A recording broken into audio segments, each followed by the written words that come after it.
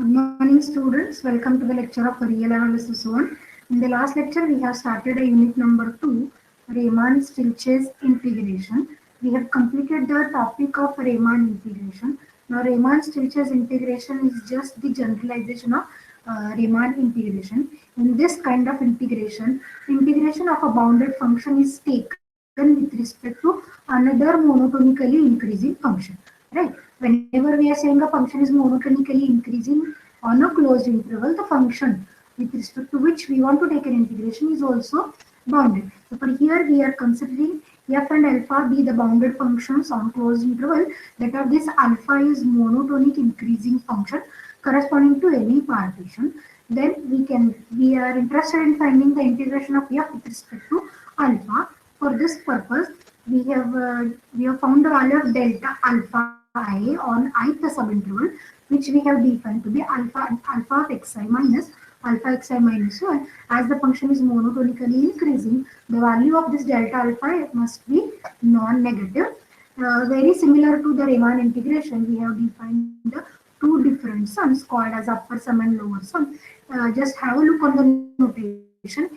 Here we are using notation u in the bracket p comma f comma alpha. That is upper sum with respect to partition p for the function f with respect to alpha, which is similarly defined as summation I equals to 1 to n capital Mi into delta alpha. On the parallel lines, lower sum is defined as LP of alpha is equal to summation I from 1 to n small mi into delta alpha. No doubt capital Mi and small mi are the suprema and infima of the function in the ith subinterval. And whenever we have this capital M, small m and capital M to be the infima and suprema, we know the obvious relation between these four values is m less than or equals to mi less than or equals to capital Mi less than or equals to capital M. And if we multiply by delta alpha I, we are getting this kind of multiplying and taking a summation as well.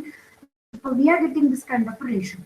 That is, both the lower sum and upper sum lies between small m times alpha b minus alpha a to capital M times alpha b minus alpha a. That of in Riemann integration, we have written thus: the lower sum and upper sum lies between small m times b minus a to minus a. Next, we have defined upper and lower integral, very similar to the unit number 1. Upper integral is defined to be infimum of all upper sums. That of lower integral is defined as supremum of all lower sums, and respectively called as upper and lower integral, where the definition of integrability is the function is integrable if both the integrals are equal. Upper integral is equal to lower integral, and we were writing this to be whenever the function is Riemann integrable with respect to alpha, the symbol we were writing is f belongs to R alpha.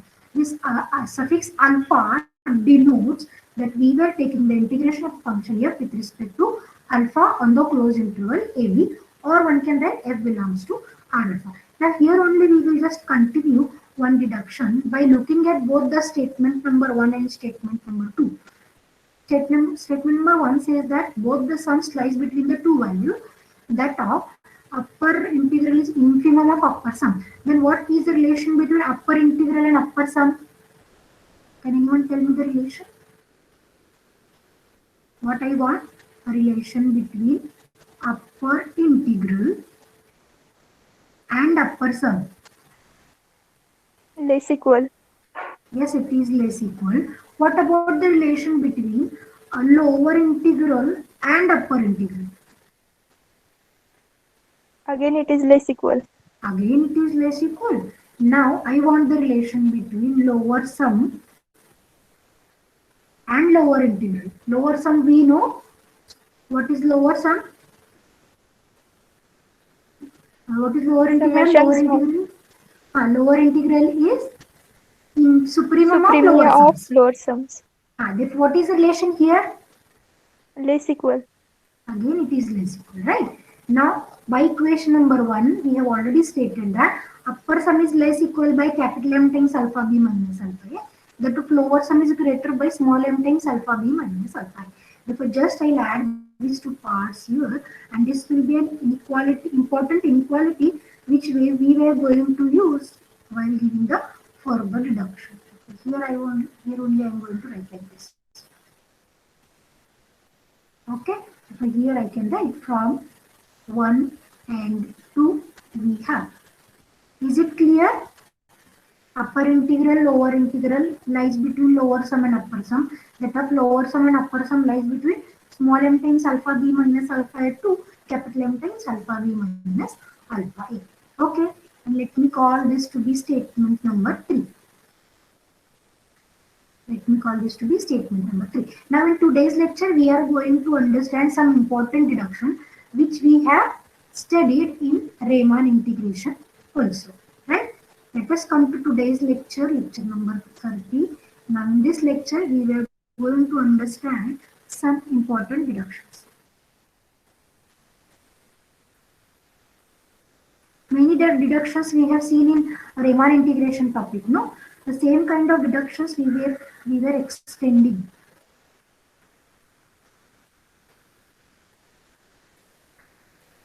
Okay, so the first deduction says that whenever f belongs to R of alpha, that is f is Riemann integrable with respect to alpha, from this deduction, from this inequality number 3, as this lower integral and upper integral becomes equal, function becomes integrable, and the value of integration lies between small m times b minus a to capital M times b minus a. Therefore, one can assume there exists a number, say lambda, lies between small m to capital M, such that the value of integration lies value of integration is equal to lambda times alpha b minus alpha a.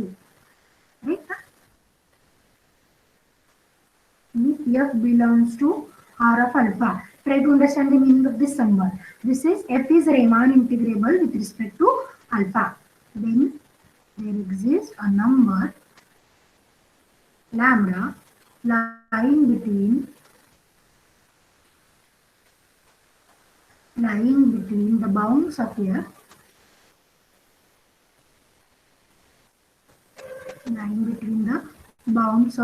such that, what such that? Integration a to b f d alpha is equals to lambda times alpha b minus alpha a. Right? From this inequality we were writing this. These two are equal. These two integrals are equal. Whenever these two are equal, we are writing this as integration f d alpha. This value now lies between m times small m times alpha b minus alpha a to capital M times alpha b minus alpha a. Therefore, we were saying number lambda lies between small m and capital M, such that this statement holds. Now, second deduction is whenever the function is continuous, what will happen? What about this lambda? Lambda is actually a number lying between small m to capital M, where small m is where capital M is suprema and small m is infima. Now we were adding a condition that the function is continuous. Now whenever the function is continuous, we know the function takes all values between small m to capital M. Therefore this lambda we can replace by a function F value. of lambda. F of zeta, say lambda is equal to f image of some other element. Correct, na? If f is continuous on closed interval AB, then there exists a number zeta belongs to closed interval AB such that, what such that? Integration a to b f d alpha is equal to, this lambda we were replacing by f of zeta into alpha b minus alpha a. What this statement we have written in a Riemann integration? Same statement in Riemann integration. F of c into b minus a. Yes, this is f of c into b minus a. Okay, let me go for third deduction. In the third deduction, whenever a function is bounded by k, mod f of x is less than or equals to k, we were proving that modulus of the integration is less than or equals to, yes, we have proved all these deductions in Riemann integration theory.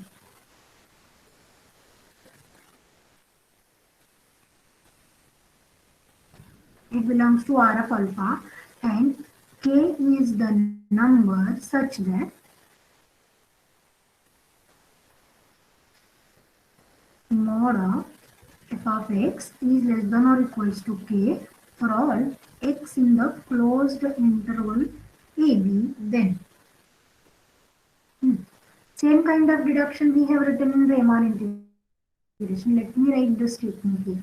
Whenever mod of f of x is less than or equals to k, we have written modulus of an integration a to b f dx less than or equals to k into b minus Mod a. of b Correct, minus na? a. Mod of b minus a. Right. Therefore, here what can I write?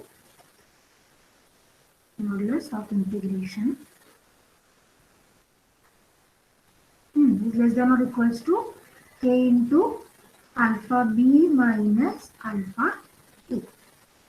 Okay. See, just we are extending all the deductions to Riemann integration theory. Now next deduction is about whenever the function is non-negative, what about their integration? The function f is greater or equal by 0, non-negative, and it is integrable as well. Then what about the integration value? This is also non-negative, no? Yes, ma'am. Here, this is the fourth reduction.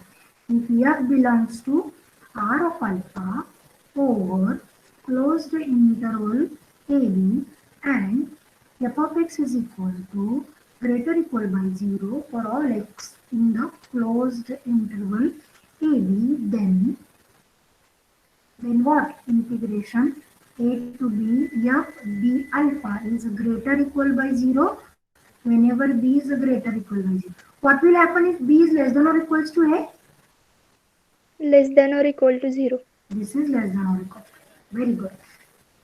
Okay. Now, the fifth reduction we were going to understand is, suppose there are two functions f and g and the relation exists f is greater or equal by g. Then what is the relation between their integrations? Integration f is greater than or equal by integration g Good. dx. Good. F belongs to R of alpha, G belongs to R of alpha over closed interval AB such that f of x is equal to, f of x is greater or equal to g of x, then what we were writing? Integration. So let's write here only. Integration a to b f dx is a greater or equal by integration a to b, sorry, not dx, no? This is d alpha.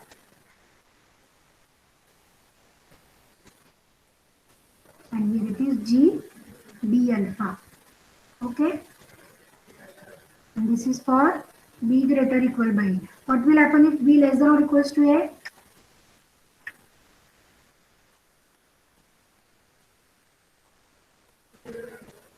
Less than or equal to. Less equal. This is less than, because both the sides will get introduced with a negative symbol. And whenever negative introduces, inequality changes. Okay? These are some important deductions. Now we will move towards the next point of refinement of the partition.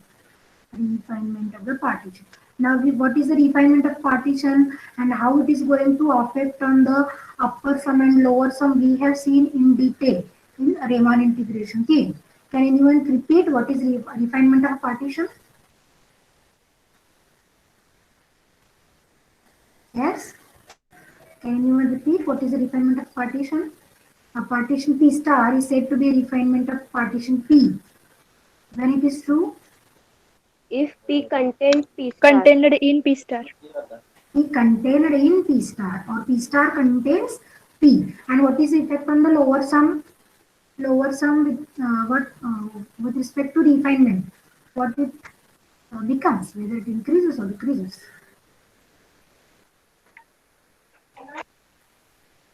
Lower sum LP star F is greater than equal to LPF. means lower sum increases, na? With respect to Yes, ma'am. refinement. What about upper sum? Upper sum Upper sum decreases. decreases. Right. Now we were going to prove the same things with respect to Riemann-Stieltjes integration, that is integration with respect to alpha. In this section, we were going to prove the statement, okay, LP star F alpha is greater or equal by LPF alpha. and the reverse for upper sum. So let me write the proof. Proof goes very similar, very parallel to the proof we have written in Riemann integration theory. Only changes we have to make is instead of taking the integration with respect to x, we were taking with respect to alpha. Therefore, we were writing only two theorems. This is theorem and one more theorem is condition of integrability. There are only two theorems in this topic. Okay. If P star is, you have to prove, tell me the theme of a proof. If P star is refinement of P, then prove that. What to prove? Statement number 1, U P star F alpha is less equal by U P F alpha. And number 2, L P star F alpha is greater equal by L P F alpha. What we have done in the proof of Riemann integration theory? What we have started with? Actually, we have to start with the refinement. What this refinement will be actually contains at least 1 point extra than the point P. Therefore, while proving this statement, we have started with 1 point zeta extra in P star, and which lies in the ith subinterval. Correct, no? Here also we will do the same thing. Let me write the partition first. Step 1 or part 1, we will prove first for upper sum, and then one can prove for lower sum. So let me write the partition P first. Let P equals to x naught, x1, x2 till xn is equals to b, be a partition. Be a partition of given interval. Partition of the given interval a to b. Now, what we were assuming, P star contains just 1 point extra. Let P star contains just 1 point more than P. More than P. And what we were writing, this extra point is in the ith subinterval. Let this extra point zeta be in xi minus 1 to xi. That is xi minus 1 strictly less than by zeta, strictly less by xi. Why we are not writing less equal here?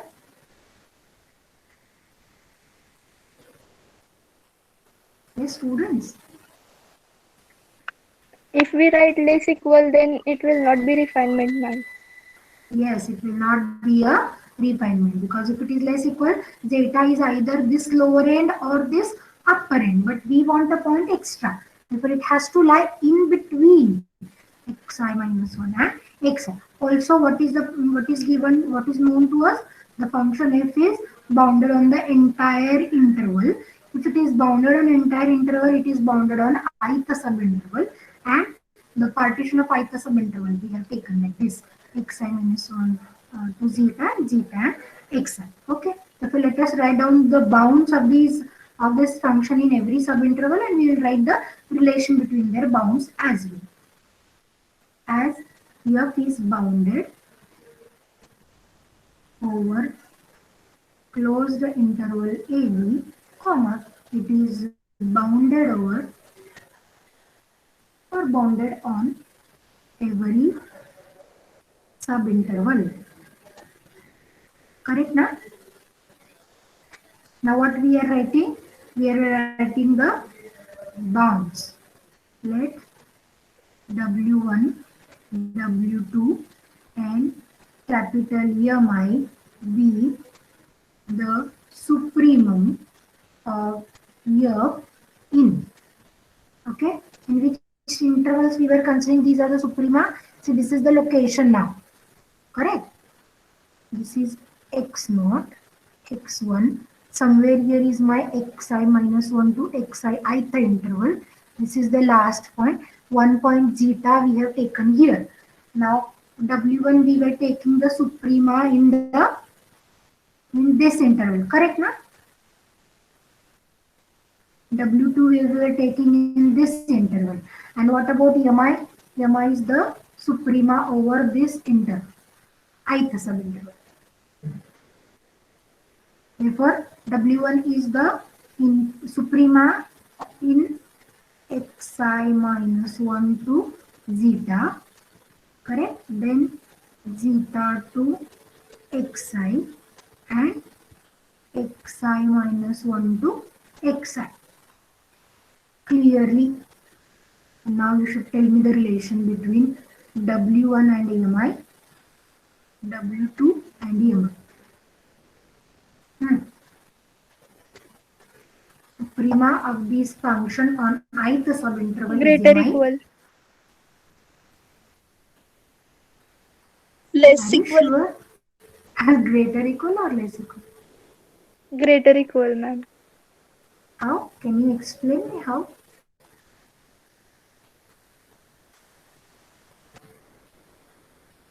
I think in the last lecture I have told you this with an example also.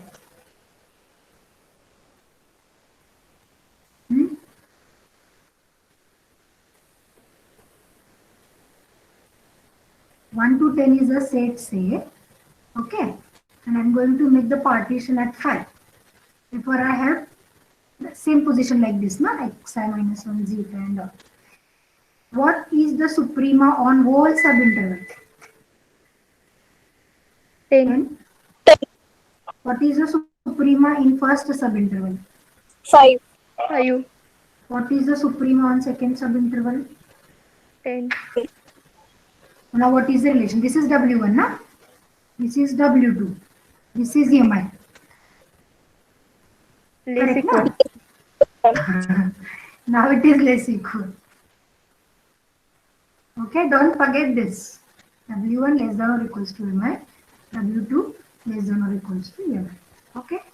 If you get confused, you draw such small example and you can justify your answer. Now we know clearly this relation is going to hold. Now we want to prove the first step. But what we were trying to prove in this, UP star F alpha minus UP F alpha less than or equals to 0 we will prove. We will take a difference and we will prove the difference is less than or equals to 0. Before that, let me write what is UP star F alpha.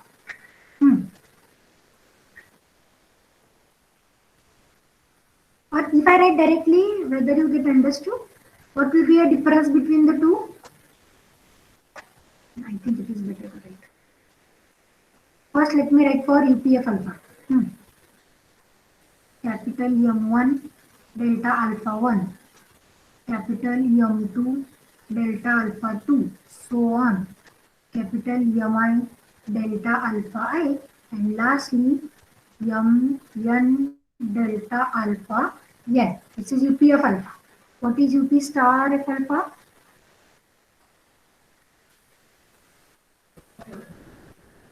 M1 delta alpha 1 as it is. M2 delta alpha 2 as it is. Now what is the change we have made in this ith subinterval?